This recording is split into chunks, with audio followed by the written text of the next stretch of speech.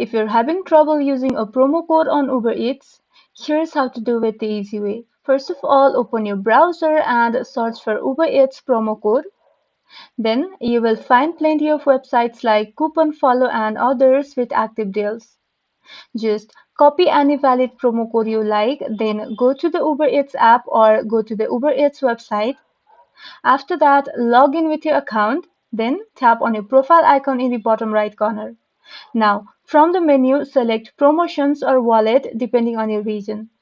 After that, tap Add Promo Code or Add Promo, then paste your code there and hit Apply.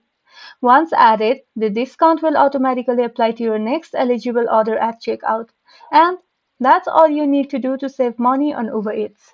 If this video was helpful, don't forget to like and subscribe for more of these videos, and thank you for watching.